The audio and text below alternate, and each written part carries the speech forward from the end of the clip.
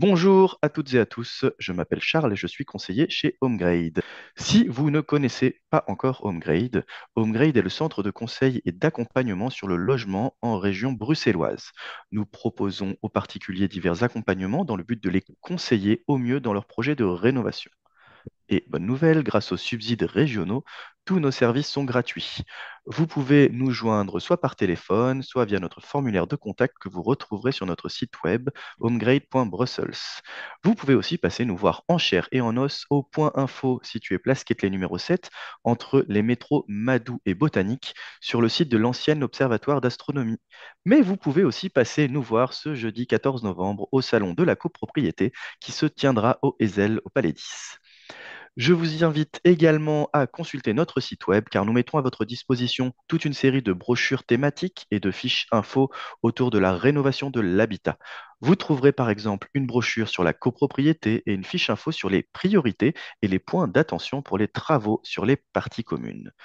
Pour finir, sur notre chaîne YouTube, vous pourrez retrouver d'ici quelques jours cette présentation ainsi que les différents webinaires que nous avons déjà réalisés. Aujourd'hui, nous allons aborder un des sujets les plus importants en copropriété, à savoir les travaux sur les parties communes. J'imagine que bon nombre d'entre vous avaient, comme moi, déjà vécu des expériences peu réjouissantes et souvent très animées de réunions de copropriété où les décisions ne font pas toujours l'unanimité. Je vous invite donc à accueillir maintenant Jean-Pierre Lannoy, spécialiste de l'immobilier impliqué dans le monde de la copropriété depuis de nombreuses années et actuellement président de la commission études du CEFIM, le Centre d'études et de formation immobilière. Avec toute son expertise, Monsieur Lannoy va nous indiquer comment, face à des décisions collectives, il est possible de les mettre en œuvre en respectant à la fois le processus légal, mais en restant à l'écoute des intérêts et des besoins de tous les copropriétaires. Jean-Pierre, la parole est à vous. Je vous invite à partager votre écran. Merci beaucoup, Charles. Et bonjour à vous tous. Je vais simplement réaliser un petit partage d'écran. Voilà, c'est une chose qui est faite. Et j'espère que C'est bon, vous nous avez... voyons votre C'est présentation. bon pour vous? C'est Eh bon ben, pour moi. bien. Mais écoutez, c'est toujours avec plaisir que je dispense des formations par HomeGrid, tellement HomeGrid est riche en convivialité, riche à travers toutes les personnes qui y travaillent par rapport à leur dévouement dans ce grand domaine qui est la copropriété, et riche également par l'ensemble de toutes les contenus que nous pouvons trouver tantôt sur les sites d'HomeGrid ou encore par rapport à toutes les partenaires, disons, génériques du monde de la copropriété. On peut dire qu'ils répondent présents, et en tant que passionné de la copropriété depuis plus de 40 ans, il est bien entendu que je ne peux que me réjouir d'être présent en ce midi euh, Vous parmi allez, vous. vous allez me faire rougir, Jean-Pierre. J'ai pas mis mon Allez, allez, pull allez, rouge allez, allez. Non, aujourd'hui. non, c'est vrai. Et quand je dis Allez-y, quelque allez-y. chose, je le pense du fond du cœur. Je le pense du fond du cœur. Alors, ici, le thème, procédure de prise de décision pour des travaux sur les parties communes en copropriété. Alors, on sait fort bien que quand on réalise des travaux en copropriété, c'est toujours sujet à tension. On ne sait pas très bien quoi. Alors, c'est rien de particulier, parce qu'il suffit de changer quelque chose où il y aura de l'énervement. Moi, j'habite ma maison individuelle, et quand je sais qu'un corps de métier va venir ou va devoir intervenir, ah ben je vous le dis, moi je suis un petit peu nerveux, quoi. Je suis, mais est-ce qu'il va pouvoir réaliser les travaux? Comment ça va se passer, etc. Et ici, je suis dans un concept de me dire, bah, finalement, si je lui décide de refaire la peinture, ah ben, ce sera selon mon goût. Et si je lui demande de remplacer la brique qui est située, la troisième brique, eh bien, ce sera selon ma volonté. Bien entendu, vous aurez compris qu'en matière de copropriété, ça ne se passe pas du tout comme ça. C'est-à-dire que le mot copropriété veut dire que, de toute façon, ben, on est plusieurs à devoir intervenir dans le processus décisionnel. Mais avant d'aborder et avant vraiment de rentrer, de plonger sur le sujet, j'attire votre attention sur le fait que je crois qu'il est intéressant de s'intéresser, de se dire, qu'est-ce qu'une partie commune? On a bien compris que le thème, c'est une procédure, un process, rappelez ce qu'il en est, des décisions qui sont la résultante des copropriétaires pour les travaux, ça c'est bien acquis, mais les parties communes. Alors souvent on me demande qu'est-ce qu'une partie commune? Bah, moi je réponds, bah, vous savez, les parties communes, c'est tout ce qui est à l'usage de plusieurs propriétaires. Ah bon, ben c'est ça la règle. Bah, malheureusement, ça ne suffit pas. Ce serait un peu beaucoup trop réducteur. Je vous rappelle que les parties communes d'une association de copropriétaires je vais pouvoir en trouver le descriptif, l'étendue, dans l'acte de base. Et je vais obtenir dans l'acte de base, qui est l'acte de division de la copropriété, que dans toute association de copropriétaires, vous aurez facile à avoir accès, puisque vous en êtes détenteur. Vous aurez dans l'acte de base une description des parties communes et une description des parties privatives. Alors pourquoi déjà insister là-dessus? Eh bien, c'est pour vous dire qu'aujourd'hui, en ce midi, on ne parlera que des parties communes, pas des parties privatives, et que ces parties communes sont vraiment les éléments qui sont décrits et dans lesquels vous allez avoir une description assez précise dans cet acte de base. Alors, un exemple pratique, parce que moi j'aime bien donner des exemples pratiques. Exemple, je rénove ma cuisine et je place une cuisine équipée. Est-ce que j'ai besoin d'un accord de l'AG? Non, bien entendu, pas de souci. Je fais ça, tout ça, je ne touche à rien, j'ai ma cuisine, je la modifie, je la paye, je décide de la couleur des meubles et l'affaire est réglée. OK, je rénove la cuisine et je divise la décharge des eaux usées.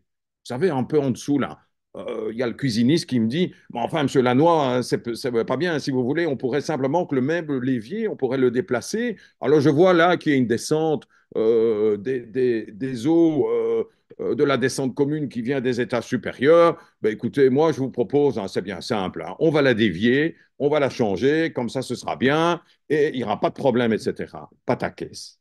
Pas ta caisse, ça veut dire quoi? Ça veut dire que là, on touche à une partie commune et hop, tout le processus de prise de décision pour des travaux doit être mis en œuvre.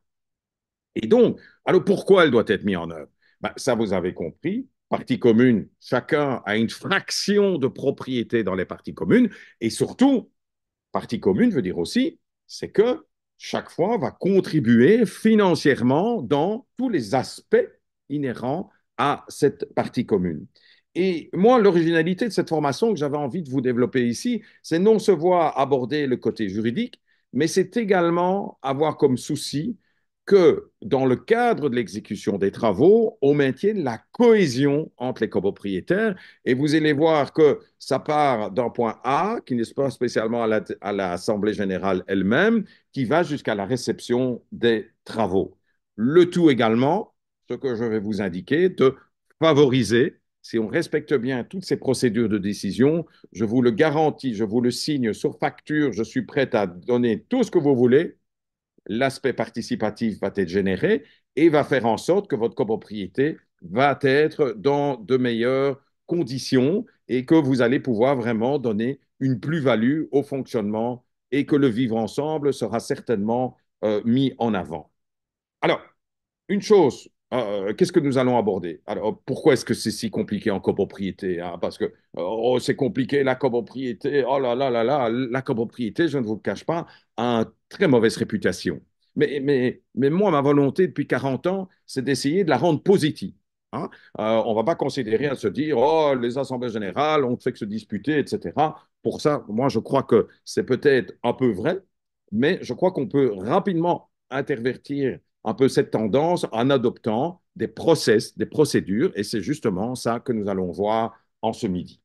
Euh, les éléments dont on a besoin avant des travaux, on parlera finance, on parlera les éléments pratiques, qu'est-ce qui va se passer, les décisions qui seront prises dans le cadre du déroulement, la réception des travaux, ah ben c'est très bien, et les accidents de procédure, et enfin les bons conseils, comme vous en avez bien entendu l'habitude.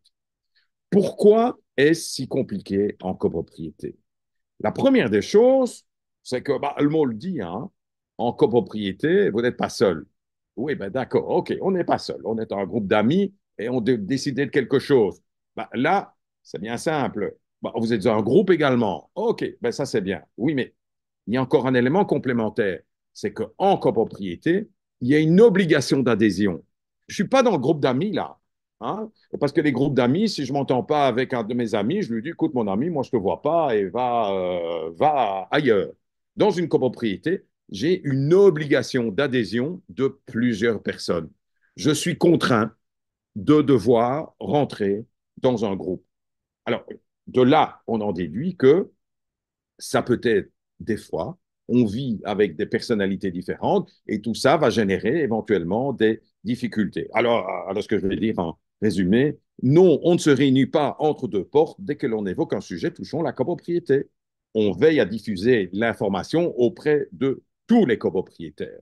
C'est déterminant, puisqu'il faut que l'ensemble de tous les copropriétaires, par cette notion d'obligation d'adhésion, soient tenus au courant de l'ensemble de tout ce qui se passe sur les parties communes. Vous voyez que ça, c'est son importance dans les parties communes. Deuxième obstacle, bah, une copropriété, c'est un modèle économique. Ça veut dire quoi ça? Bah, vous le voyez bien. Alors vous allez me dire, bah oui, quand on rend compte, quand on doit payer les charges, c'est un modèle économique. D'accord, ok. Mais derrière ça, on a des parties communes et on a convenu que tout le monde allait payer les interventions sur les parties communes. Donc on a une division des frais. Et donc, on est hyper attentif, naturellement, aux aspects financiers. Et c'est des fois là où on a des réticences et que ça génère des complications de fonctionnement. Obligation d'adhésion, aspect financier de contribution obligatoire, bien entendu, puisque j'ai une obligation d'adhésion au sein de la copropriété. Troisième élément qui rend toujours les choses compliquées, c'est les intérêts et besoins des copropriétaires. Alors moi, je vais vous dire que, bon, dans une copropriété, moi, j'habite au rez-de-chaussée. Alors, fondamentalement, je vais vous dire, mais qu'est-ce que j'en ai à en faire de la cage d'escalier du troisième étage? Moi, j'y vais jamais, hein. Et puis bon, moi, j'ai ma petite entrée. Dans le hall d'entrée, je rentre, pouf, moi, je suis dans mon appartement. Et puis, moi, j'ai décoré mon appartement. Moi, finalement, la cage d'escalier, hein, honnêtement, je vais vous dire, hein, moi, on peut laisser ça tel quel. On peut laisser ça même non repeint. Du moment qu'il n'y a pas d'accident, hein, du moment qu'il n'y a pas d'accident, mais on fait le minimum. Oui, mais bon, attendez. Moi, j'habite le troisième étage et je reçois des personnes fréquemment. J'aime bien. Je suis un peu mondain. Et j'aime bien recevoir le jeudi, le vendredi, le samedi, ainsi que le dimanche, des invités. Oh là là, mais quand je vois la cage d'escalier, mais j'en ai honte, quoi. Mais qu'est-ce que les gens vont croire, quoi? Ils vont croire que j'habite dans un taudis, quoi. Oui, d'accord, mon appartement à l'intérieur. Moi, je suis certain que les gens vont croire, hein, que manifestement, je n'ai pas les moyens. Donc, vous voyez, simplement par un cas, et c'est vraiment un cas excessivement simple, rien que par le fait que ma situation dans l'immeuble va faire que j'aurai des intérêts et des besoins qui seront différents. Troisième élément, et ça c'est assez déterminant, c'est que on a aussi une difficulté, et c'est une réelle difficulté, par le fait qu'on vit en copropriété, les copropriétaires ne se rendent pas facilement compte des enjeux techniques communs. Un peu comme je vous ai dit, bah, vous savez, comme c'est à la communauté, est-ce que je m'y intéresse beaucoup? Non, parce que finalement, il y a cette solidarité va faire en fait qu'on n'est pas hyper intéressé par ce qui est mis en œuvre. Et ça, ces quatre éléments-là, ça va donner quoi? C'est que cette obligation d'adhésion va faire que on a généré un formalisme de l'Assemblée générale, on a imposé des situations financières de la copropriété relativement fixes, on a donné effectivement l'écoute des copropriétaires qui, à travers les assemblées générales, a ce côté délibératif de telle manière à pouvoir s'exprimer et de pouvoir naturellement échanger sur certaines préoccupations qui ne sont pas similaires à tout le monde, mais dans lesquelles on parvient à établir un débat. Et bien entendu, aussi, ce qu'on constate, et ça c'est quand même toujours à signaler, c'est que dans un immeuble, l'aspect technique est un peu déconsidéré. On le voit uniquement dans ses contributions financières. L'aspect technique est dévalorisé. Et en même temps, on constate que certaines personnes, au moment où ils vont acheter le bien, eh bien, seront naturellement peu enclins à participer aux objectifs communs, tout simplement parce que ils n'ont jamais imaginé qu'ils devaient des fois procéder à des travaux relativement importants. Donc, ce que je vais dire, c'est que ces quatre éléments fixent la complexité de ce processus de fonctionnement de la copropriété. Alors, on peut aller doucement comme ça vers un autre site en se disant, mais qu'est-ce qu'on a besoin, qu'est-ce qu'on a besoin pour effectivement générer, qu'est-ce que nous avons à notre disposition, qu'est-ce qu'on a besoin pour engager ces procédures, ces process de mise en œuvre des travaux communs. Parce que Hein, vous avez entendu, hein, il va falloir un peu convaincre. Hein. Oui, mais qu'est-ce qu'il faut pour convaincre? Alors, la première des choses, ce que je trouve, depuis que j'ai assumé ce métier pendant 40 ans, j'ai bien vu des fois que pas mal d'échanges en assemblée générale, ben, on parlait des fois pour rien dire. Oh, je m'excuse, hein, je m'excuse de vous dire ça comme ça, mais je m'excuse, hein, Charles, d'être un peu violent comme ça, de dire, bah, les assemblées générales, on parle, on parle, on parle, on parle, on parle, on parle, et finalement, en ayant fait quand même pas mal d'assemblées générales, je me suis dit, mais à l'issue, mais qu'est-ce qu'on a dit maintenant? On a beaucoup parlé des impressions, des perceptions, on a beaucoup parlé des perceptions, mais est-ce qu'on a été vraiment au centre du problème? Est-ce qu'on a vraiment parlé des objectifs des travaux? Et pour ça, je crois il y a une chose qui est capitale, c'est que quand on engage un processus de mise en œuvre des travaux, il est impératif d'avoir des avis préalables et des données objectives. Et ces données objectives, c'est quoi? C'est d'essayer d'identifier quel est le problème. Qu'est-ce qui va faire? Comment essayons de donner des informations objectives qui permettent à tout un chacun, à tous les propriétaires, de se dire, ah oui, moi je comprends. À titre d'exemple, on a des rapports qui peuvent être faits par HomeGrid qui génèrent ces rapports. Alors, ces rapports, des fois, ben, les gens ne le lisent pas. Je suis désolé hein, pour une grette, hein, mais vous savez ce qu'ils regardent, c'est les photos. Ah oui, ben ça, on comprend quoi. Ouh là là, il y a une photo. Ben maintenant, je comprends pourquoi il faut faire les travaux de la toiture. Ah ben maintenant, j'ai compris. Hein, parce que tout simplement, oh là là, l'état des briques, mais c'est vrai que ce sont des creux ouverts. Ben, il est évident que l'eau va s'écouler. Donc, première des choses qu'on a en Assemblée générale, c'est de dispenser des éléments objectifs. Ça peut être des Ouais, photos, généralement, bien formuler la question, bien formuler le problème, c'est déjà trouver des solutions. mais oui, bien entendu. Et une fois qu'on a établi ça, mais il faut connaître le problème. Alors, par exemple, je dis, ah, la toiture est en mauvais état. Qu'est-ce que voulez-vous que ça sert? Si je vous dis, tout le monde dit, ah oui, mais la toiture est en mauvais état. Oui, oui, oui, oui, la toiture est en mauvais état, c'est clair. Ça n'apporte rien. Par contre, si je vous montre que on a des bavettes d'étanchéité qui se détachent, là, vous allez le comprendre. Vous allez, ah ben maintenant, je comprends effectivement la chose. Donc, données objectives absolues. Deuxième chose, ce qu'on oublie aussi souvent lors des débats en Assemblée générale, quel est le bénéfice qu'on va en tirer de ça? Qu'est-ce que ça va rapporter? Alors ici, j'ai pris un cas, par exemple, d'exemple.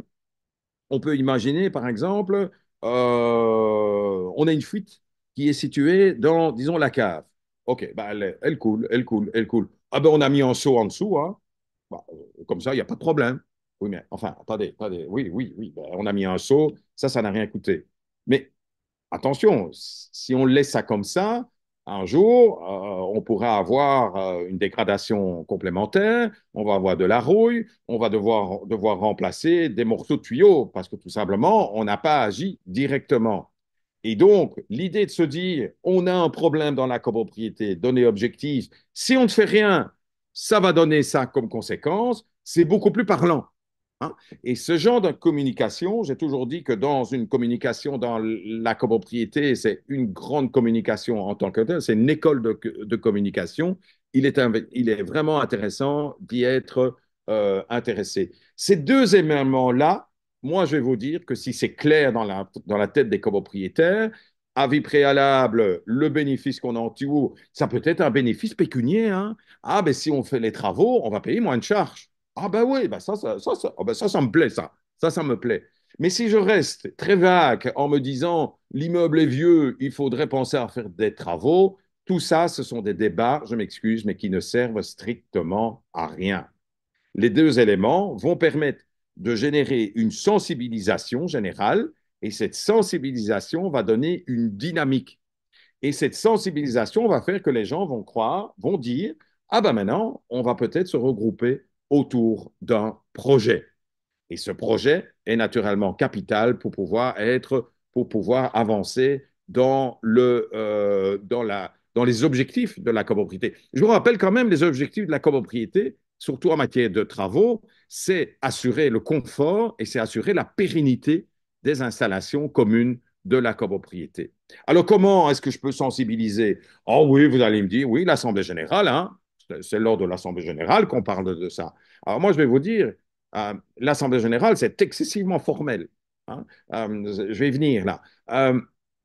Et comme c'est excessivement formel, est-ce que je peux avoir des débats larges? Une assemblée générale, comme je vais vous l'expliquer, ça demande des informations préalables. Mais pourquoi pas, à ce moment-là, réunir, souvent dans des petites copropriétés, c'est tout à fait possible, avant la tenue d'assemblée générale, avoir un débat de telle manière que l'assemblée générale sera le lieu où on va valider définitivement les décisions. Ce qui veut dire qu'on aura pu bénéficier de l'aspect participatif bien entendu, avant de procéder à la mise en œuvre des travaux. Alors, aussi, une chose qui est nécessaire avant de prendre une décision, c'est s'assurer que tous les copropriétaires comprennent la nature des travaux. Je vous ai dit, euh, c'est de la pédagogie. Et des fois, c'est de la pédagogie qu'il faut maintenant, précédemment, quand j'ai commencé, qu'est-ce qu'on avait? On n'avait que des photos qu'on mettait d'ailleurs 8 jours à faire développer et on faisait ça circuler entre les copropriétaires en disant waouh, et on disait waouh, on a des photos, hein. Ça, c'était il y a 10, 20 ans. Maintenant, tout ça est balayé. Maintenant, on a des moyens de communication, des moyens pédagogiques, de communication, mais de pédagogie, qui permet à n'importe qui d'un peu de comprendre de quoi on parle. Oh ben, vous savez, des fois, par exemple, allez, je prends un exemple. On a un vase d'expansion qui est à remplacer, le vase d'expansion de la chaudière qui est à remplacer. Alors, ben, c'est indispensable. Le syndic dit, il est convaincu. Il faut le remplacer. Oui, mais enfin, il y a une autre personne qui dit, ben, à quoi ça sert le vase d'expansion? Si on a le syndic, si on n'a pas l'information pour dire à quoi sert un vase d'expansion, je suis désolé, hein, moi, je ne serais pas enclin pour le réparer parce qu'on ne sait même pas me dire à quoi ça sert. Donc, à quoi sert un vase d'expansion? Bah, c'est simplement dire à réguler la pression. Parce que vous savez, si on ne le remplace pas, qu'est-ce qu'on pourrait avoir? Rappelez-vous ce que je vous ai dit dans le bénéfice, on pourrait avoir des difficultés de production de chauffage qui vont générer des coûts beaucoup plus importants à la chaudière et une surconsommation. Donc, on a tout intérêt à remplacer le vase d'expansion. On aura une installation beaucoup plus performante. Ah, ben ça c'est un discours que je comprends et qui est à ma portée. Vous savez, dans ma carrière, j'ai même vu quelqu'un, et des fois, ce n'était pas une question de connaissances techniques d'être ingénieur, j'ai connu quelqu'un qui croyait fermement que dans les installations de chauffage, c'était de l'air. Alors, c'est vrai qu'il y en a certains où c'est le cas, mais c'était une bête installation. Il était convaincu qu'il y avait de l'air dans les radiateurs. Et il rentrait chaque soir, il habitait le dernier étage, et la seule chose qu'il faisait, c'était vider l'eau de ses radiateurs. Et en se disant, comme ça, je vais avoir du chauffage, quoi. Et un jour, en assemblée générale, il a dit, oh, chaque soir, je rentre, maintenant, je me suis habitué et je vide l'eau de mes radiateurs, quoi, pour avoir un peu de chaleur. Tout le monde s'est dit, c'est pas possible qu'il a dit ça. On a compris pourquoi il y avait les pertes d'eau et pourquoi il y avait une telle dépense. Donc, des fois, de l'ABC de la pédagogie, c'est ça, hein. Et je crois et ça n'a pas de rapport par rapport je vous rassure, hein, que ce soit universitaire ou pas universitaire, ou n'importe qui, ou n'importe quoi, il y a des gens où quand on parle technique, ça va pas. D'ailleurs, c'est ce que dit souvent ma femme quand un moment de planter un mur de planter un clou dans un mur, elle me dit, tu n'y connais rien. Ah ben, je connais rien, mais au moins je sais que le mur, ben, quand je tape, ben, c'est le clou qui s'enfonce dans le mur, bien entendu. Deuxième chose aussi qui est importante, c'est que quand je mets en place le processus des travaux, je dis que je veux faire les travaux, crac, hein, qu'est-ce qu'on va me dire? Et oh, ça va coûter des sous. Et là, bah, il y a un blocage, hein, ça, je ne dois pas vous le dire, hein. Travaux veut dire argent, argent veut dire dépenses, dépenses, bah, je préfère l'éviter parce que j'ai autre chose à faire avec mes sous. Et là, de nouveau, on a, je crois, quelque chose qui doit suivre avec la mise en place de travaux, c'est aussi des procédures, c'est penser à l'aspect financier. C'est essayer d'imaginer qu'on colle à l'initiative de réaliser les travaux, on colle un petit plan financier. Bah, comme dans une société, bah, qu'est-ce qu'on a dans le fonds de réserve? On a autant. Bah, qu'est-ce qu'il nous faut pour arriver à la somme? Si on fait 2 appels, 3 appels, 4 appels, est-ce qu'il y a urgence? Est-ce qu'il n'y a pas urgence? Est-ce que ça va aller? Etc. Dès que vous allez rassurer jusqu'à l'option que c'est possible financièrement, les travaux vont pouvoir être développés d'une manière beaucoup plus rapide. Si vous dites à une copropriété, hein, il n'y a rien de quoi pour avoir un refus de la mise en œuvre d'un travaux, vous dites il faudra absolument faire le remplacement de la devanture. Oui, oui, oui, oui, on est d'accord. Combien ça va coûter? Je ne sais pas. Ça, vous pouvez être certain que le dossier il est terminé, hein, fini. Hein. Si vous ne savez pas, vous ne savez pas. Si on arrive naturellement avec des devis, c'est naturellement tout à fait autre chose. Alors, quel est de quoi est-ce qu'on a besoin pour quand même réaliser ces travaux? On a besoin d'un procès-verbal. Ce procès-verbal doit renseigner des informations qui sont naturellement cruciales. C'est évident. C'est ce que je vais dire, le document pour moi qui est vraiment le document capital, c'est justement ce procès-verbal. Alors, tout à l'heure, je vous disais qu'on ne réunit pas une assemblée générale sur un coin dans la cage d'escalier, hein, ça ne se fait pas, ni au coin du feu. On se réunit avec, naturellement, quelque chose de très officiel, puisque le process d'assemblée générale est excessivement régulé. C'est un peu normal, hein, parce que c'est l'Assemblée générale, c'est l'expression de l'association. Donc, il était normal que le législateur tenait à ce que, naturellement, ce soit excessivement bien formel. Alors, rapidement, bien que je vous renverrai vers des notes d'Homgrade sur le sujet qui évoquent ça, et au vu du temps qui m'est imparti, une AG ordinaire, AG extraordinaire, une assemblée générale, ça peut toujours se faire. Retenez que les délais de convocation, c'est pas 15 jours, c'est 17, c'est 15 jours francs. En pratique, c'est 17 jours qu'on prévient. On mentionne la convocation avec tous les points de l'ordre du jour. On est explicite dans le sujet que l'on va débattre. On ne met pas rénovation de la toiture, deux points. Alors, c'est quoi rénovation de la toiture? C'est quoi? C'est l'évacuation, c'est les solins, c'est les contrebas, c'est n'importe quoi. Non. Donc, on est excessivement précis. À chaque assemblée générale, un président. On relit le document à la fin de la réunion. On fait signer ça par tout le monde. On respecte les quorums décisionnels. Majoritairement, dans les travaux, ce sera la majorité des deux tiers des voix présentes ou représentées à l'Assemblée générale. Et bien entendu, avant l'Assemblée générale, on va alimenter, c'est-à-dire que, rappelez-vous ce que je vous ai dit, on ne ment pas communiquer les données objectives, le plan financier, et on n'oublie pas naturellement de communiquer les bénéfices que l'on va faire par rapport aux choses qui sont mises en œuvre. Alors, souvent, l'Assemblée générale, comme je vous disais, c'est formel et ça va parler des sous. Alors, le plan financier, alors je reviens quand même que les imprévus sont toujours possibles. Donc, soyez quand même attentifs à ce que on n'ait pas comment dire, des budgets basés sur des devis précis. L'impondérable est toujours possible. Et je vous rappellerai quand même toujours que une fois qu'on a déterminé le budget en association lors de l'Assemblée générale, on s'y tient. Le législateur a dit que si on devait dépasser ce budget, ben, il faut tenir une nouvelle Assemblée générale. Donc, soyez quand même prévenants et imaginez, bien entendu, que vous pouvez avoir des surplus. Donc, ça, c'est quelques informations qui peuvent être assez intéressantes. On va faire choix de l'entreprise. On va naturellement des modalités de financement, pas par financement, etc. Ça également, on va pouvoir et on va aborder la question de l'organisation pratique du chantier. Alors, ici, à ce niveau-là, je voudrais vous dire que des fois, les aspects pratiques du chantier, souvent, on les oublie lors de l'Assemblée générale. Hein, on a tendance à les oublier en disant, bah, il n'y a pas de problème, hein, l'entrepreneur, ça va aller, quoi. Eh ben non, c'est pas comme ça. Parce que je suis désolé, si on doit aller dans une partie des parties communes et que pour y accéder, on doit passer à travers une partie privative, ça doit être organisé à l'avance et idéalement, ça doit être prévu lors de l'Assemblée générale. Moi, ça ne me plairait pas. Hein, ça ne me plairait pas que de ne pas avoir été mis au courant alors que j'ai voté les travaux, de ne pas avoir été au courant que je vais devoir passer les échafaudages, les échelles et tout, et tout, et tout, et tout. Je suis désolé.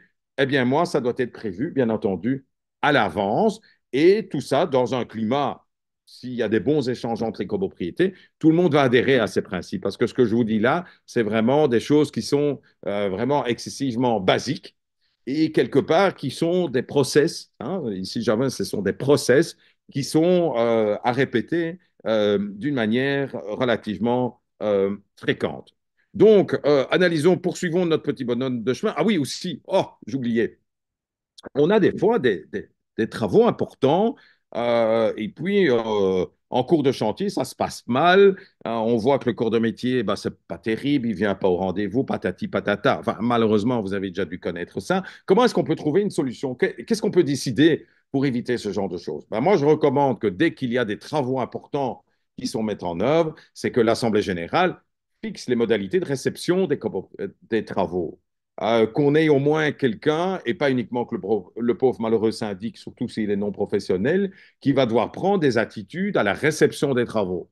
Hein, et on pourrait imaginer à ce moment-là que on ait dans la copropriété des compétences, hein, parce qu'elles existent, et c'est toujours très bon pour l'aspect participatif. On a peut-être quelqu'un, un ingénieur, qui dit ah ben moi je m'y connais, ah ben moi je vais être, moi je serai à côté du syndic pour réceptionner les travaux. Ça me paraît intéressant. De nouveau, vous voyez à ce que je vais en venir. Si je mets ça, je vais valoriser mon aspect participatif qui est naturellement capital.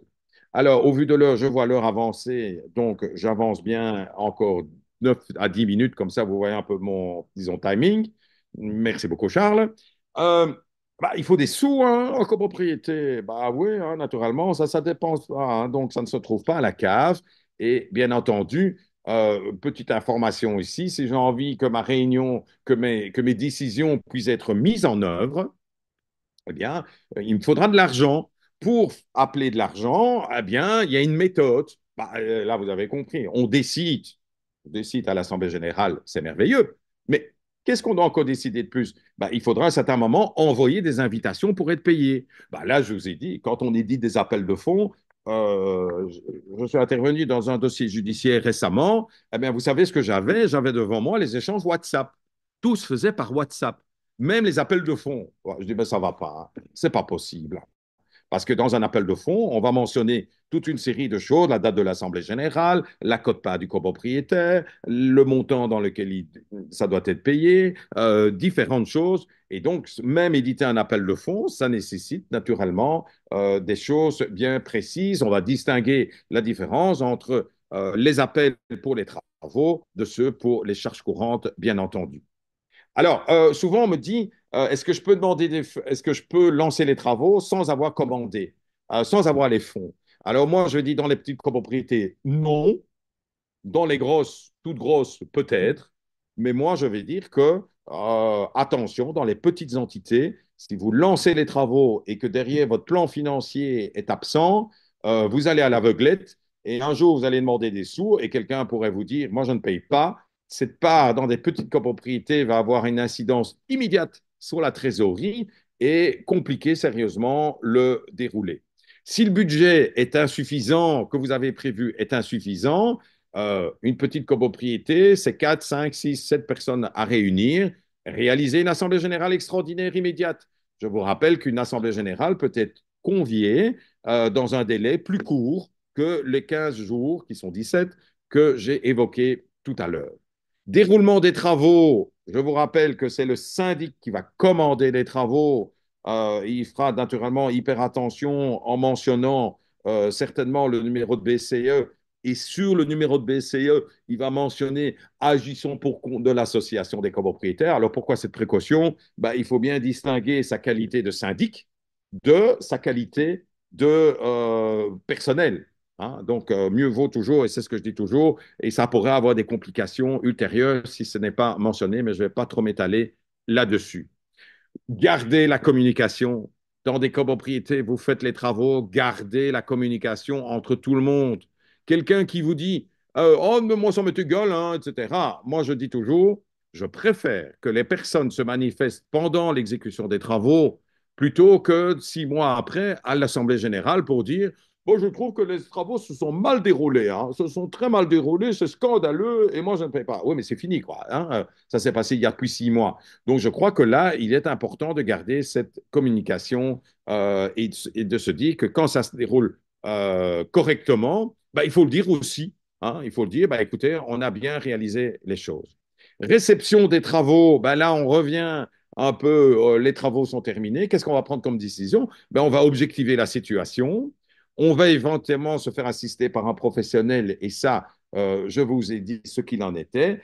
Et de nouveau, cette communication, faire état de la situation auprès des copropriétaires. Alors ici, une chose importante, euh, toutes ces décisions, ces appels de fonds, ces actes de sensibilisation, ces réunions, moi j'aime bien que ça se retrouve dans un dossier quelque part, on peut mettre dans Cloud, etc., et que on prend le travaux, par exemple, de la rénovation de la toiture. On prend le dossier et on a toutes les informations qui y sont intégrées. Très facile, par exemple, si vous devez demander des subsides, au moins vous avez tout en un endroit. Très facile, c'est éventuellement, il y a des subsides individuels qui vont être demandés par l'un ou l'autre copropriétaire. Je trouve ça vraiment très bien d'avoir un bien dossier, un bon dossier avec des photos, etc. Alors, qu'est-ce que j'ai là derrière la tête? Le jour, pour une raison éventuelle, il devait y avoir un appel en garantie sur l'exécution de ces travaux. Je reprends mon dossier, je sais ce qui a été fait, je sais ce qu'il en est. Je ne vais pas trop m'étaler. On peut retrouver ça là dans les DUU, les dossiers d'intervention ultérieure, mais que j'ai volontairement écarté parce que sinon, ça allait nous embarquer dans autre chose. Démarche des primes, je vous en ai parlé. Et qu'est-ce qui peut se passer, 4 minutes maintenant encore, qu'est-ce qui peut se passer si ça ne se passe pas bien? Premier des cas, un copropriété s'oppose à la réalisation des travaux, rendant la mise en œuvre des travaux impossible. Ah bon? Alors, d'une manière générale, et je crois que je vais le dire aussi lors du salon de la copropriété, puisque j'interviendrai aussi sur une problématique similaire, en copropriété, rien n'est jamais bloqué. Je ne veux pas entendre qu'on dise on est bloqué dans une association de copropriétaires. Il y a toujours moyen de débloquer des situations. Des fois, ça va générer un ralentissement, je n'en doute pas, mais il y a toujours moyen de débloquer les situations. Je m'oppose, s'oppose à la réalisation des travaux rendant la mise en œuvre des travaux impossible. Ben, il s'oppose, hein, on ne pénètre pas dans une partie privative, c'est scandaleux, etc. Rappelez-vous ce que je vais vous dire, c'est que non seulement si tout ça a été bien organisé lors de l'Assemblée générale, ben, on dispose d'un engagement de la personne pour dire, écoutez, à l'Assemblée générale, on a décidé de, et c'est comme ça. Et deuxièmement, il existe éventuellement des recours judiciaires qui peuvent faire pour actionner les choses. Mais une chose aussi, privilégier le dialogue, parce que quand je vous disais que tous ces incidents vont altérer, ralentir le processus, eh bien, un moyen de le débloquer, c'est bien entendu essayer de s'entendre et de pouvoir comprendre, mais enfin, qu'est-ce qui se passe? Pourquoi vous ne voulez pas qu'on réalise les travaux? Et peut-être qu'avec une attitude peut-être de conciliation, on va parvenir à réaliser les leviers. Le corps de métier ne réalise pas correctement le travail demandé. Là, rappelez-vous qu'on va analyser ce qu'on lui a demandé, on va analyser le devis, on va analyser quels étaient les besoins, qu'est-ce qu'on avait comme objectif. Et là également, on peut le mettre en demeure. S'il ne répond pas à la demeure, on pourrait même éventuellement forcer à ce qu'il les réalise et pourquoi pas, et c'est encore permis, solliciter l'intervention d'un autre corps de métier pour se substituer à lui. Tout ça existe. Un copropriété ne paye pas sa contribution financière. On a également des procédures qui existent pour rapidement se positionner devant introduire une action en recouvrement. Pour ça, qu'est-ce qu'il faut pour ça? Tout à l'heure, je vous ai dit, hein, oui, mais attention, il faut des appels de fonds corrects, hein, parce que sinon, le juge, il ne va rien comprendre. Donc, ce que j'essaie, s'oppose à la mise en œuvre, c'est un peu la même chose. Ce que j'essaie de vous dire, c'est que tout ce que vous allez mettre en œuvre dans le cadre des travaux, vous garantissez le processus. Et vous garantissez que si jamais ça bug, si jamais il y a un souci, vous avez immédiatement les informations utiles pour réagir. Les bons conseils en 1 minute, assurer une communication entre tous les copropriétaires. Trop souvent, je vois des copropriétaires où on s'adresse uniquement aux gens qui sont sympathiques et on écarte pour des raisons, je ne sais pas lesquelles, l'un ou l'autre copropriétaire. On lui dit ça ne sert à rien de l'appeler, il dira quand même non. S'il vous plaît, assurer une communication entre tous, tout le monde peut comprendre, quel que soit son niveau, tout le monde peut comprendre les choses. Essayez de réunir tous les copropriétaires autour d'un projet, parce que moi, je prétends que si vous parvenez un jour à faire des travaux selon un processus picobello, vous allez pouvoir reproduire ce processus dans d'autres choses. Et vous allez réunir les propriétaires autour d'un projet et vous allez donner une dynamique positive de réalisation des travaux. Surtout, comme je vous ai dit, faire usage de tous les réseaux d'information, HomeGrid, Bruxelles Environnement, on a mis, Federia a même mis en place des petites vidéos, on est occupé à faire plein de choses également. Utilisez-les, allez dessus, réagissez, parce que c'est vraiment une mine d'informations. Et alors, je vais vous dire que si vous êtes en face à un syndic non professionnel et professionnel d'ailleurs, collaborez à sa mission. S'il est non professionnel, prenez compte qu'il n'est pas à la qualité, il ne pourra pas vous donner un service professionnel, mais au moins, il va contribuer positivement à la mise en place, à réguler ce processus de fonctionnement de l'association des copropriétaires. Donc, soyez à ses côtés, aidez-le, et je crois que c'est comme ça que vous parviendrez à ce que vous puissiez dire que la copropriété est quelque chose de positif et que dans votre copropriété, ce que vous avez introduit, c'est que tout le monde se parle, tout le monde se comprend, tout le monde s'entend et on rénove un immeuble d'une manière positive en tenant compte des intérêts et des besoins de tout le monde. Pour terminer, vous savez, je viens de sortir deux ouvrages, enfin non, un ouvrage l'année dernière, la gestion financière d'une copropriété. Je fais de la pub, Charles, et ainsi que la gestion Vous pouvez, technique d'une copropriété sont des petits manuels, ça coûte vraiment pas cher, et vous pouvez trouver ça à la FNAC. Voilà ce que j'en ai terminé. Alors, je regarde là, 13h12, je crois que je suis en retard de deux c'est minutes, parfait. Charles, Non, donc tu ne vas pas m'en vouloir, hein. vous êtes parfait. Merci Jean-Pierre pour cette présentation pleine de bons conseils et de retours d'expérience inspirantes. J'espère d'ailleurs que toutes vos bonnes idées resteront dans un coin de la tête de nos auditeurs pour que leur prochaine réunion de copropriété se passe le mieux possible. Je propose que nous passions maintenant à la session des questions-réponses. Il y en a plusieurs. Alors, je vais commencer avec la première question qui nous est arrivée et qui était: avons-nous besoin de rassembler tous les éléments dont vous avez parlé au début pour des travaux à petit budget et ou urgents? Alors, je vais répondre peut-être pas dans une démission complète, mais au moins répondre aux questions. Si on parvient à avoir une information qui répond aux questions, ça suffit. Il est bien entendu que si on parle de la remise en état d'une dalle qui est située en mode devanture, ben, il s'agit de simplement se poser les questions. Qu'est-ce que ça va faire? Quels sont les objectifs? Qu'est-ce qu'on va voir comme bénéfice? Et est-ce que j'ai l'argent pour le faire? Et je surveille la mise en œuvre. Donc, je vais dire que l'instruction du dossier sera beaucoup plus faible, mais les procédures, le process sera pour moi identique. Ok, parfait. Une question un petit peu dans la même idée. Dans quel cas doit-on désigner un expert pour le suivi des travaux? Ah, ça, moi, je suis de plus en plus favorable à ce que dès qu'on trouve à des travaux de stabilité, dès qu'on trouve à des travaux d'étanchéité, dès qu'éventuellement ces travaux doivent faire l'objet d'un financement, ou dès qu'on arrive dans vraiment des travaux qu'on ne réalise pas tous les jours, je le recommande. Je le recommande vraiment. Que ce soit à travers des bureaux de conseil et autres, je crois que là aussi, il y a beaucoup de choses, mais vous devez vous dire une chose.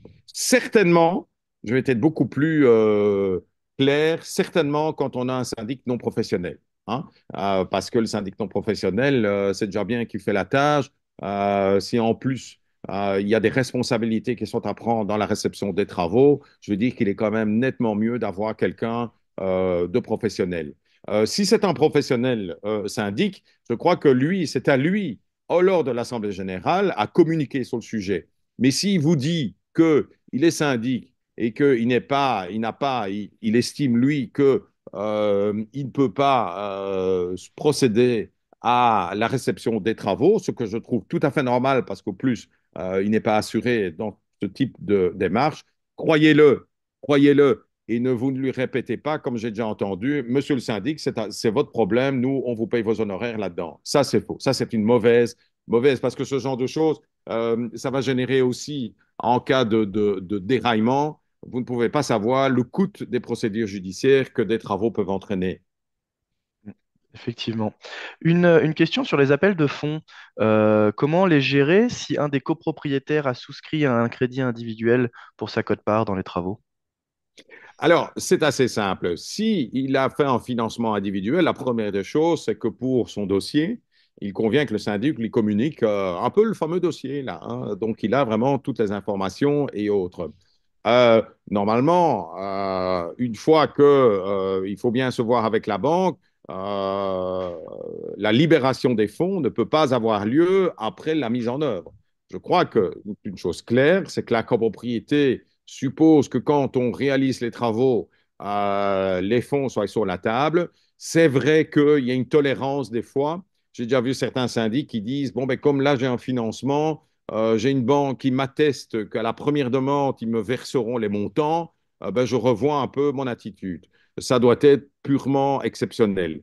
Mais normalement, le principe est que les fonds sont consignés sur le compte du syndic dans les délais qui ont été fixés lors de l'Assemblée générale et en rapport avec les appels de fonds édités. D'accord, merci pour cette réponse.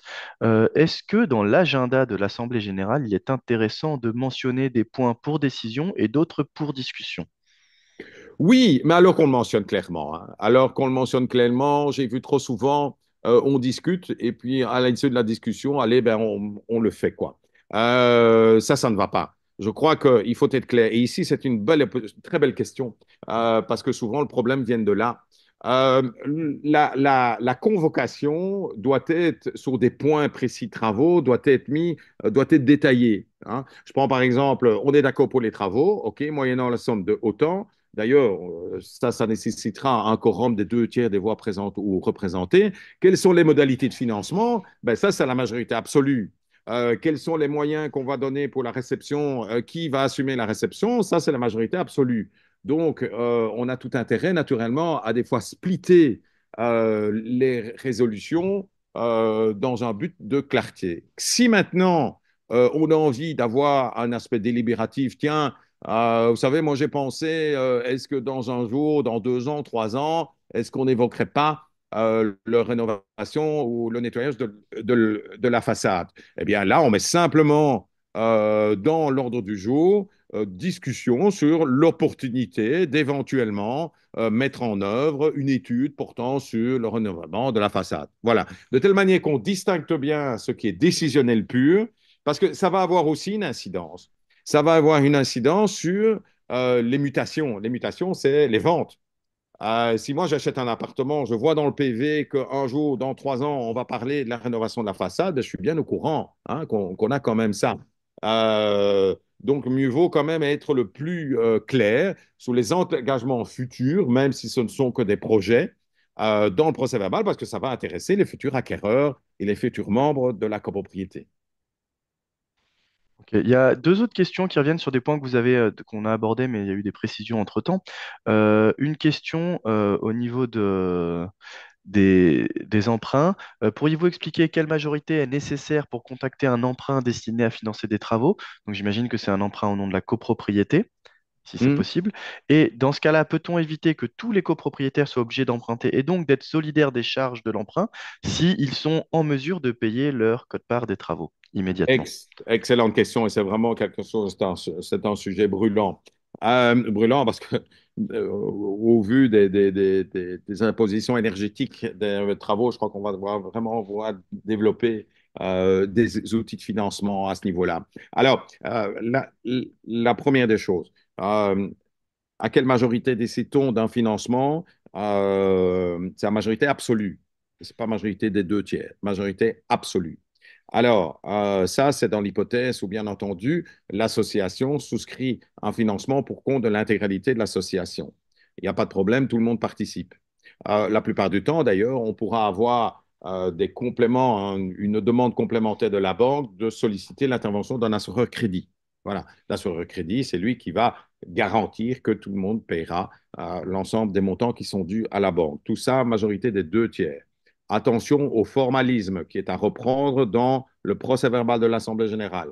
Au mot près, ça doit être picobello. Je recommande également que préalablement à l'Assemblée générale, le syndic ou les personnes qui sont en charge de ce dossier soient largement informés par la banque sur le texte précis qui doit être repris dans le procès-verbal. Que se passe-t-il maintenant si, en Assemblée générale, on n'a qu'une partie des propriétaires qui souhaitent y participer, d'autres se disant, ben moi j'ai l'argent, moi je les verse à la copropriété, et le prêt qui va être financé, qui va être ouvert, ce sera par la copropriété, mais on sait qu'il y a que sur les quatre, il y en a que deux qui y participent. Voilà. Alors moi, attention danger, Je ne trouve pas ça personnellement la bonne solution, tout simplement parce qu'il faut savoir que si le syndic signe pour compte de l'association, il engage toute l'association, de toute façon. Et donc, il va engager même les personnes qui ont payé leur quote-part auprès de la copropriété, resteront responsables en tant que telles du financement qui porte sur les parts de un ou deux ou trois ou quatre copropriétaires. Donc, pour moi, je suis personnellement un peu moins enclin, mais des fois, il y a un besoin de réaliser les travaux qui justifient ce type de décision. Troisième aspect, c'est bien entendu de dire, bah voilà, mesdames et messieurs, on fait un appel de fonds unique, et cet appel de fonds unique, bah, il sera financé par les banques individuelles. Et là, chaque copropriétaire prend le fameux dossier, hein, ce fameux dossier global, et va solliciter des financements. Et là, le syndic va gérer naturellement ce type de, disons, solution. Donc, trois cas.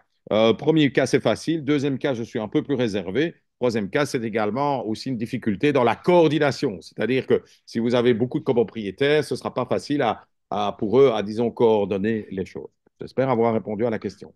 Déjà, ça éclaircit certaines choses, même s'il y a une autre question un petit peu dans la même thématique. Si un des copropriétaires n'a pas les moyens financiers de payer pour sa quote-part, comment le contraindre à faire les travaux? Alors, j'étais très méchant et je crois que je le serai lors du salon de la copropriété d'ailleurs. Alors, excusez-moi, hein, mon côté peut-être autoritaire pour un certain, une association de copropriété n'est pas une œuvre sociale. Je suis désolé. Au plus que je peux comprendre, au plus la réalité, c'est que quand on achète un appartement, on doit être en mesure de pouvoir assurer ses obligations financières. Je crois que ça, c'est une claire. Alors, pourquoi est-ce qu'on a des situations comme ça? Ça veut dire qu'en amont, il faut travailler là-dessus. C'est-à-dire que moi, je dis toujours il y a encore une information de la première, du nouveau propriétaire qui doit être renforcée. Ça doit être beaucoup plus clair que ce n'est actuellement. Et je crois que si cette partie-là est déjà largement informée, on parviendra déjà à diminuer les personnes qui disent, ben, on n'a pas les montants. L'autre cas, c'est une personne qui est propriétaire. Alors, naturellement, si elle dit qu'elle est en difficulté de paiement, il ne faut pas lui dire, ben, vous n'avez qu'à vendre. Ça, c'est pas possible. Mais normalement, il y a une rigueur. Et la rigueur veut qu'un montant qui est dû par un copropriétaire, le syndic doit, je dis bien doit, initier une procédure en recouvrement. Et là, il restera que le tribunal a apprécié, oui ou non, les orientations. On pourrait très bien avoir un tribunal qui va accorder des termes et délais, mais on pourrait avoir, et je ne vous cache pas que c'est la tendance de plus en plus qui se pose jurisprudentielle, c'est que c'est pas un locataire, c'est un copropriétaire. Et encore récemment, la justice de paix du canton de Bruxelles a rappelé la chose, mais d'une manière très ferme à l'égard d'un copropriétaire et lui a dit, moi, je ne vous assimile pas à un locataire, je vous condamne à la totalité des montants, ces travaux sont à faire, vous mettez en péril l'intérêt collectif et donc le cœur même de la copropriété, nous, on est désolé, mais vous devez vous débrouiller pour naturellement obtenir les fonds nécessaires. Et cette rigueur, je ne vous cache pas, cette rigueur commence à être de plus en plus confirmée. Ok, merci. Une dernière question, c'était sur la question de la responsabilité du syndic. Le suivi des travaux, ce n'est pas la responsabilité du syndic, donc. Aïe, aïe, aïe, aïe, aïe, aïe, aïe, aïe. Le suivi des travaux, non. Le syndic a ce que j'appellerai une obligation de moyens. Il n'a pas une obligation de résultat. Si le syndic dit, bah, j'ai été présent lors de la mise en œuvre, j'ai vu ce qui a été fait, j'ai édité une lettre recommandée, j'ai avisé, j'ai fait un mail, etc., et que les travaux ne sont pas bien faits, je suis désolé, lui, il a réalisé son obligation de moyens. Le syndic n'a pas une obligation de résultat. Donc pour moi, est-ce que le syndic est responsable du suivi des travaux? On s'intéressera uniquement, a-t-il mis en œuvre ce que toute personne logique en charge de ce type de choses a mis en place? Est-ce qu'elle a été voir? Est-ce qu'elle s'est intéressée aux travaux? Si bien entendu, elle a signé le bon de commande et sur des travaux relativement excessivement importants, et en même temps n'a même pas été voir, n'a même pas réceptionné ou n'a même pas mis en preuve une procédure de réception, c'est-à-dire n'a même pas été sur place. là, c'est une obligation de moyens. Si, après avoir été sur place, les travaux sont mal faits, ben ça, c'est pas de sa faute, naturellement. Donc, vous voyez bien, entre obligation de moyens et obligation de résultat, c'est vraiment l'obligation de moyens qui est concentrée sur le syndic. Alors, il a des obligations de résultat dans la production des décomptes de charges, mais c'est une autre question et c'est beaucoup plus minime en tant que tel. Il reste encore plusieurs questions, on va essayer de passer rapidement certaines. Avez-vous des arguments pour convaincre les copros du rez-de-chaussée de faire les travaux d'isolation de toiture? Alors, je propose de faire une réponse rapide en envoyant les gens vers notre fiche info sur les priorités de travaux en copropriété, dans laquelle on indique aux gens qu'il est bien d'avoir un plan pluriannuel de travaux de façon à ce que le propriétaire du rez-de-chaussée accepte de faire des travaux d'isolation de toiture s'il sait que quelques années après, des travaux, par exemple, d'isolation de la façade arrière ou du plafond des caves seront réalisés. Dans ce cas-là, il peut dire, voilà, j'investis d'abord sur la toiture et dans quelques années, les autres investiront dans l'isolation du plafond des caves. Je vous invite à lire notre fiche info à ce sujet. Alors là, une question un peu aussi sur des travaux un peu particuliers. Je veux installer une borne de recharge dans une copro. Quel est le quorum? Quelle est la règle? Recharge de voiture électrique, hein. Quelle est la règle et quel est le quorum pour ces Si elle travaux? s'applique pour autant, bien entendu, que toutes les législations, permis et autres sont autorisées, on est sur les parties communes, deux tiers. Ok, parfait. Nous sommes trois copropriétaires, avons prévu de nous rencontrer pour discuter de travaux. Un des copropriétaires a décidé de ne pas être présent, ne répond pas aux appels téléphoniques, mails, etc. Un peu, quelle est la procédure légale pour pouvoir avancer? Alors surtout, pas de souci, hein, il n'a pas répondu aux premières informations informelles et autres. C'est son droit de ne pas venir. Bien entendu, ça donne une tendance et bien entendu, il convient de le convoquer, pas recommander dans les délais prévus. Là, on ne rigole pas. Et disons de tenir une assemblée générale. Si jamais on n'obtient pas les quorums nécessaires, il y a une deuxième assemblée générale qui est prévue et une résolution va être établie par les propriétaires absents et disons, elle lui sera notifiée et on est dans une relation excessivement formelle, mais qui donne lieu à un titre. Le tout est d'avoir un titre exécutoire et ce titre exécutoire pourra être obtenu si toutes les procédures préalables ont bien été respectées. Oh, je vais vous dire que c'est un formalisme beaucoup plus attentif, mais ce n'est pas un formalisme impossible. Trop souvent, les gens lient la présence par le côté participatif. J'ai connu des personnes qui sont restés 30 ans, que je n'avais jamais vu dans une copropriété pendant 30 ans, tout simplement parce qu'ils ont estimé qu'ils n'en avaient rien, et je vais être poli, rien à faire du fonctionnement de la copropriété. Un point final. Mais c'est leur droit. Euh, on a le droit de ne pas participer à une assemblée générale. Voilà. Ok, merci. Et je vais essayer de prendre une dernière Et question. oui. Non, bon, c'est en plus c'est une question un petit peu longue. Non, disons, dans notre ACP, il est récurrent que le syndic qui soit non professionnel pré-remplisse le PV avec des informations qui n'intéressaient pas tous les copropriétaires. Est-ce normal?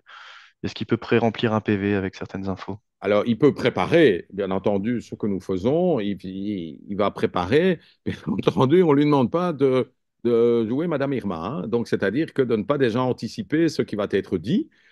Cette préparation va être un formulaire dans lequel il va reprendre son ordre du jour. Il va identifier certaines choses. J'attire ici votre attention sur le fait que c'est une particularité de l'Assemblée générale et c'est pour ça que, enfin, je pourrais en parler, le législateur et toutes les législations sur le côté, l'Assemblée générale doit être délibérative.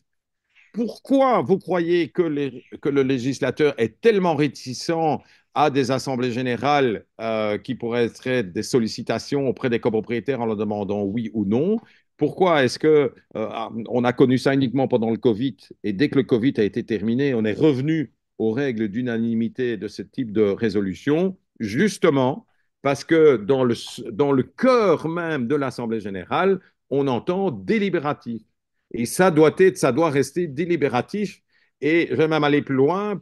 L'Assemblée générale est même considérée, comme certains auteurs, comme une chambre de conciliation des copropriétaires. C'est pour ça que c'est délibératif. Et vous aurez souvent le tribunal qui va vous demander en permanence, oui, mais qu'en pense l'Assemblée générale? Oui, mais qu'en pense l'Assemblée générale? Est-ce que vous avez réuni l'Assemblée générale? Ce sera très, très, très répétitif. Parfait. Merci. Nous arrivons à la fin de ce webinaire. Vous étiez plus de 70 à nous suivre. Et du coup, par manque de temps, malheureusement, il y a quelques questions auxquelles nous n'avons pas pu répondre. Je vous invite à nous les renvoyer via le formulaire de contact en ligne sur homegrade.brussels. Merci beaucoup, Jean-Pierre, pour votre présentation. Merci Euh, beaucoup de votre accueil et c'est toujours hyper agréable. et ben, on fera ça l'année prochaine. Excellent après-midi à toutes et à tous et à très bientôt. Au revoir. À bientôt. Au revoir.